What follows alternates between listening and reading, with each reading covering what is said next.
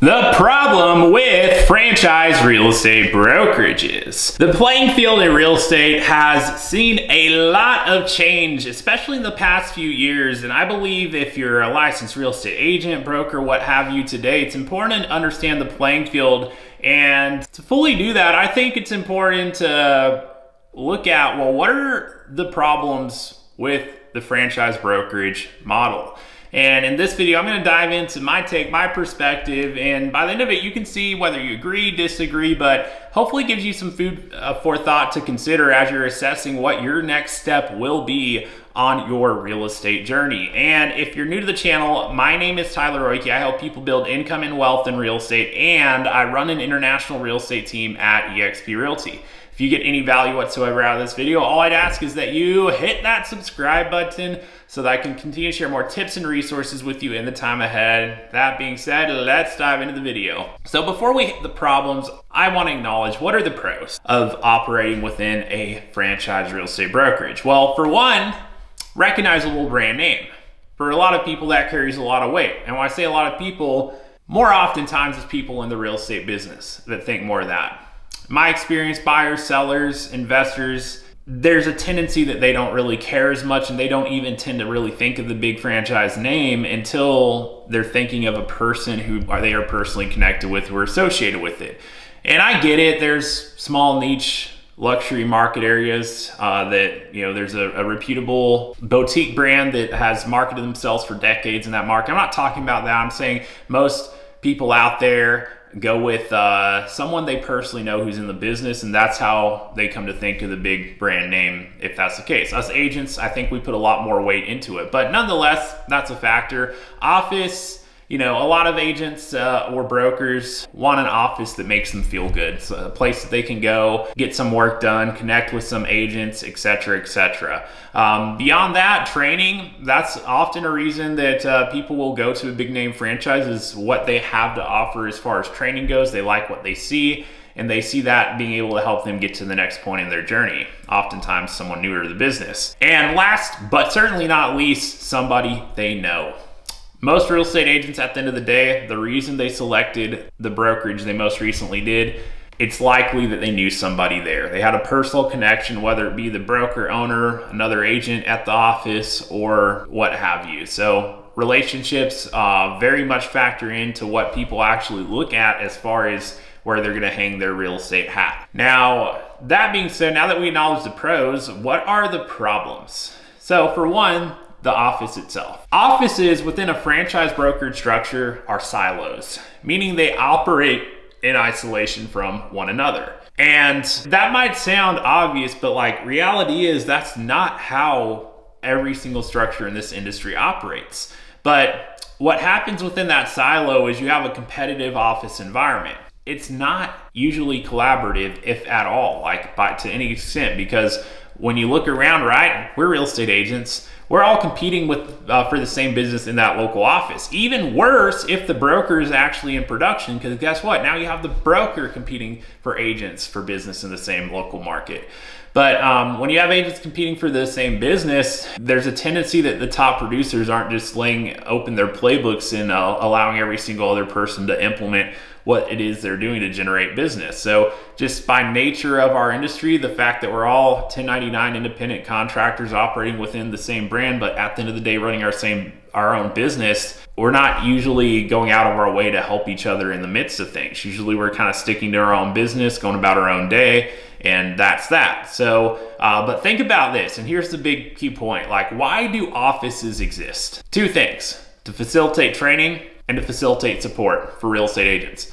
If you as an agent don't need training or support, are you really gonna go to the office? And if you do, you probably just want to have water cooler conversations with other real estate agents. Is that truly the most productive thing you can be doing? If that's why we're going to the office, is that the best way to facilitate training and support? I think it's something to truly assess and consider. But the second problem with franchise brokerages is leads. Brokerages don't generate leads for us as agents. And I say this because I am convinced. I have spoken with so many agents at so many different franchises, and if I ask them to reflect back on their business and the deals they've closed over the past year, whenever I ask them how many of those came from their brokerage, it is unanimously 100% of the time 0.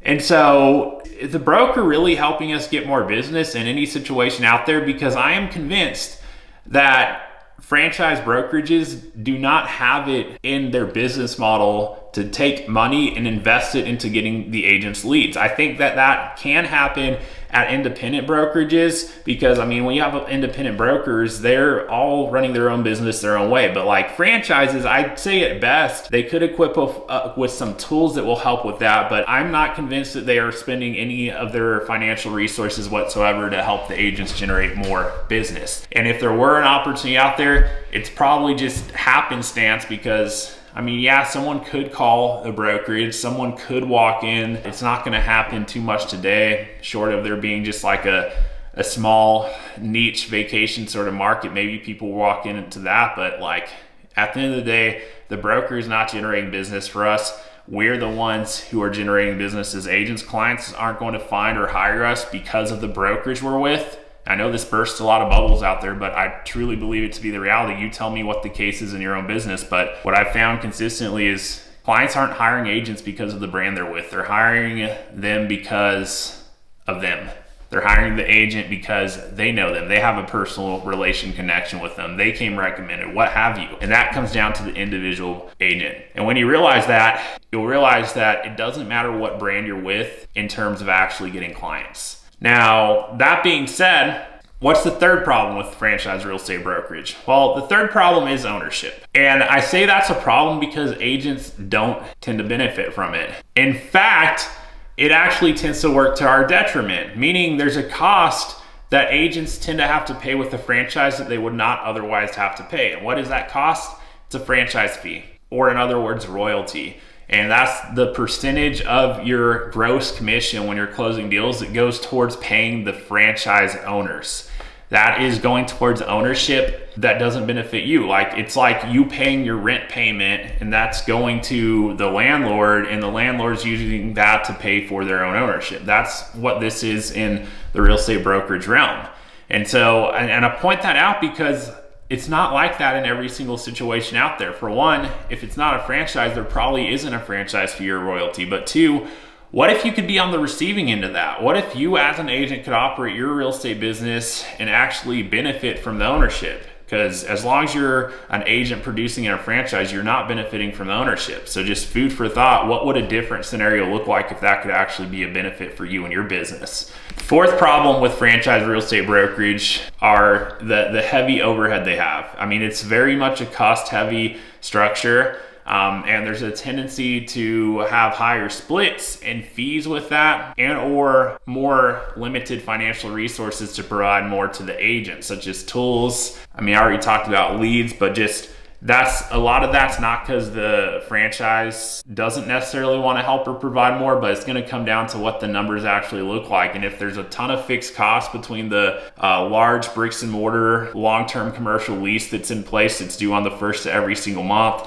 and the staff within that local office that's strictly there to help the agents in that local office, so that higher overhead, I would tell you, works to the detriment of the agents, because if there were a lower overhead structure, imagine what the company could do with the cost savings to reinvest back into the agents to provide more tools, resources, and just things in general that actually help agents generate more business, perhaps even more leads in business. But as long as the overhead is super high, it's going to result in either higher splits or fees, and or more limited financial resources to provide more. And the fifth problem with franchise brokerages is something called retention.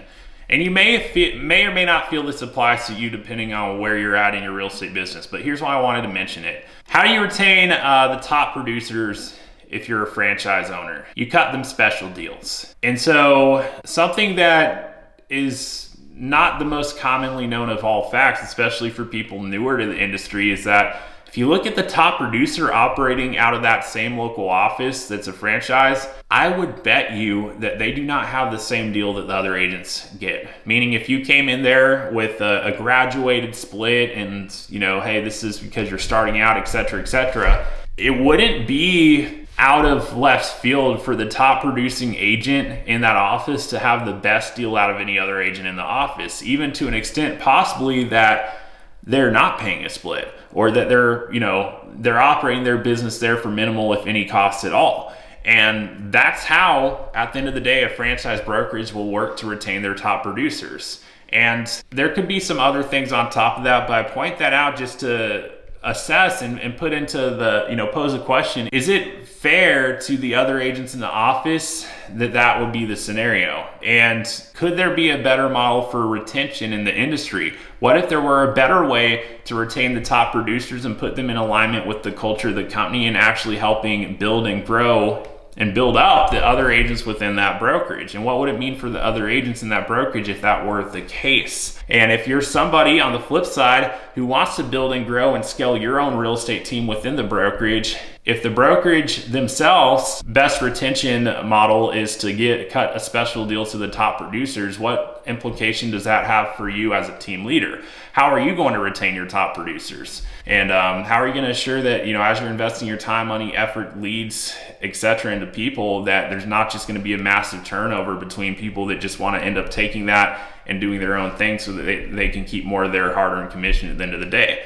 So especially if you're a team leader, this retention thing is going to come into play more and more often. But even if not, really pose the question, how do you feel about the top producers getting a better deal than you if you're, just a regular real estate agent, maybe newer to the game, but does that sit well with you? Do you feel like that's a reasonable structure that a company would be cutting special deals behind closed doors that you may not even know about? But it's a very real thing that is commonplace in the franchise brokerage world. So those are the 5 problems with franchise brokerages. And the last thing I'd leave you with is, what if there were a better way? I hinted towards it in a couple of these points, but truly, what if there were a better way? What would that look like? And would you want to know more about it if there were a better way in terms of that office being siloed? What if there were a more collaborative working environment? What if there was a structure in which the brokerage actually had the financial resources to produce leads for the agents that they could tap into to close more deals?